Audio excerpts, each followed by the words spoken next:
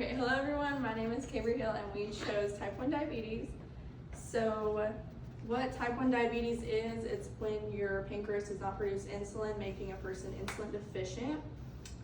Type 1 diabetes is a chronic autoimmune condition where the body destroys insulin producing beta cells in the pancreas. That comes from the Mayo Clinic. Insulin is essential to the body's everyday function. Insulin allows sugar or glucose to enter the cells to produce energy.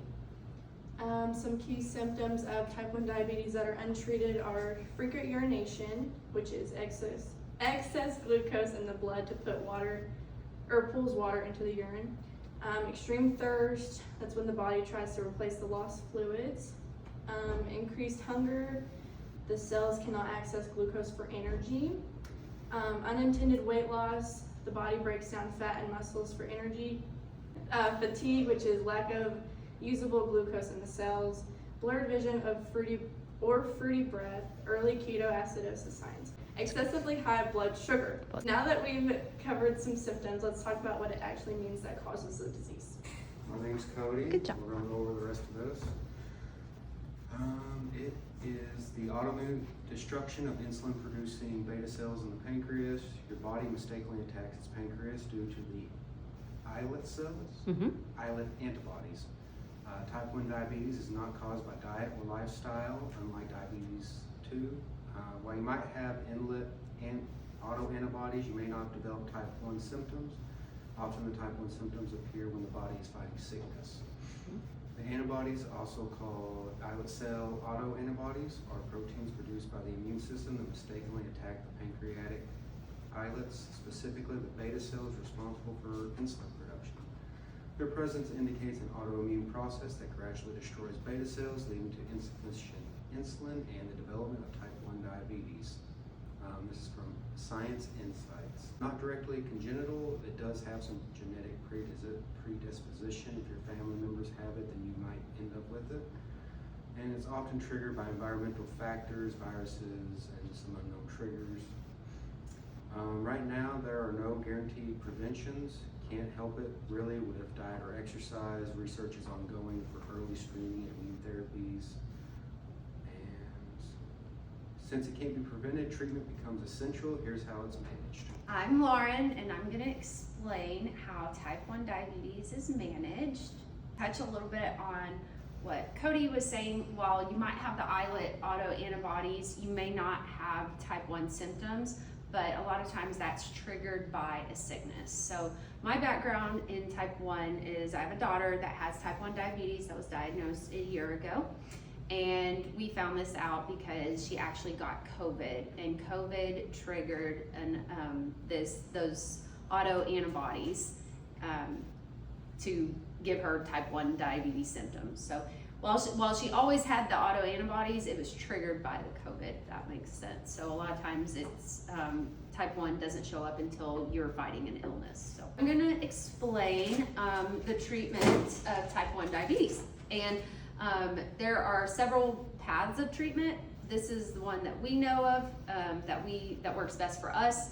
While there are multiple paths that you can take for treatment, they all require the same things. You just might not use the same devices. The first type of treatment, insulin therapy. This is obviously to take insulin with meals, and then also you want your long-lasting insulin as well. Blood sugar monitoring. So my daughter's target blood sugar is 110. It can fluctuate from 40 to 300. 300 is not good. If her blood sugar is over 240 for more than 3 hours, you have to check for ketones, and that means that that your body has now, if there are ketones in your urine, that means your body is now starting to break down your fat for energy versus using glucose. So type 1 diabetic has ketones in their urine. They are to drink water and give insulin if they're small or moderate ketones. Now, if you have large ketones in your urine, you need to go to the emergency room ASAP. Carbohydrate counting is another form of therapy and treatment that you must do. So a diabetic has to always know how many carbs to 1 unit of insulin. So each diabetic's carb ratio is going to be different. And it all depends on what your weight is, what your health is.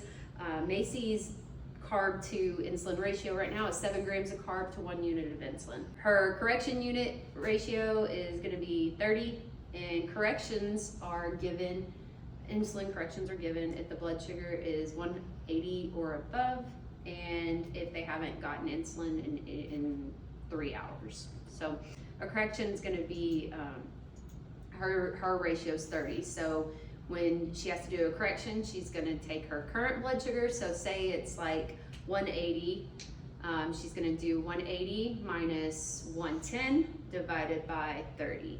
And so that's going to equal 70. 180 minus 110, that's about 170. 70 divided by 30, that's going to be about 2.3. You can round down, so it's going to be 2 units of insulin to correct her high blood sugar. Okay, and it'll hopefully trend back to 110, which is target level. First way of treatment is to get insulin. A lot of people do manual injections. That's going to be right here, manual injection before every meal.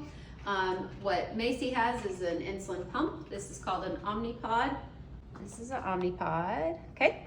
It typically goes on your arm, your stomach, or your leg, thigh. It is changed out about every 3 days or when 200 units of insulin run out. Meals can range from 5 units to 25 units of insulin. To fill the pod up, you have to manually fill it up. So what you do is these get issued to you, prescribed to you. You get them from the pharmacy. You inject the insulin into this, and then you fill this into the Omnipod, okay?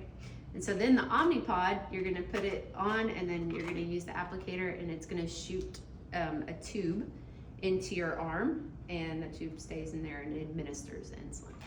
This is gonna administer a basal rate of insulin, which is your continuous insulin throughout the day. If somebody's doing injections, that's gonna be their long-lasting insulin. It's gonna be the insulin they give themselves once in the morning, once at night. You want to always have a long-lasting insulin on board. Bolus rate insulin is the insulin that is delivered through the Omnipod when carbs are consumed. So when Macy goes to consume carbs, she has to put in her carb ratio and how many carbs she's about to consume and into her phone. Now she can do it through her phone, and then phone communicates to her Omnipod. Her Omnipod delivers however many units of insulin she needs for that meal. Once it's delivered, you can't do anything about it, so you gotta eat. If you don't eat, then you're gonna get a lot of insulin. You get a lot of insulin, then you're gonna go really low if you don't eat with it. So the next thing is the CGM. This is the continuous blood glucose monitor. This is a Dexcom 7. This isn't actually the monitor, this is gonna be the applicator. The applicator, I can't open it and show you, but it's a little white disc that would go right here. You wear it on the back of your arm so it doesn't get pulled out, like Cody mentioned. And it's got the same idea of it implants into your arm and goes into that interstitial fluid, and it's gonna detect your blood glucose. It's supposed to give it in real time, but we found in our experience there's about a 5 to 10 minute delay. So it can tell you though, like if she's at a 70, it'll tell us if she's trending down, so we can know the next reading we get in 5 minutes is probably gonna be lower than 70, so we'll wanna correct. If you don't have a Dexcom, you're gonna be constantly checking your blood sugar manually. Those people that still just do injections and don't have any type of blood glucose monitor, they are gonna constantly have to check their blood sugar. So that's what you get the finger pricking and the test strips and stuff. Now, sometimes we do finger prick to test and make sure that the Omnipod or the Dexcom is correct. You want to do that, and when you do that, you're going to get both. You're going to get the answer from the finger prick, and you're going to get the answer from here, and then you're going to basically come to a median. You're going to get the average and put that into your Dexcom app, and then it's going to calibrate for you. Here, this is Baqsimi. I know I've talked a lot, but this is for treatment of low blood sugar. We call it's Baqsimi, or it's called glucagon right there. It's gonna give it to them intranasally. This is if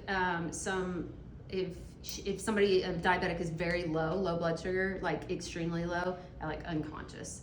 And this is gonna deliver some very fast acting sugar. all these tools help type 1 diabetics live healthy, happy lives. But this is something that a lot of like older people that have been type 1 for a long time, they don't move to this. They continue to do the injections and the manual blood glucose readings. So with science, I think a lot has made this disease a lot easier to manage, but every aspect of your life you have to control it with some of these devices. So in conclusion, everybody restate their name briefly. I'm Lauren. Cody. I'm Cabri. That's type 1 diabetes. I just say like, hello, my name's Cabri. Okay. Yep. Okay. Don't laugh. Here, don't want me. I'm gonna prop this. Here, hold on. I don't wanna. All right. Take 1. Wait, what are we supposed Who's to going do? first? Oh, I thought y'all had decided. No, I didn't. No, we haven't even talked about it yet. Oh yeah, y'all choose. Y'all either one of y'all, because it's section. Whoops. Introduction.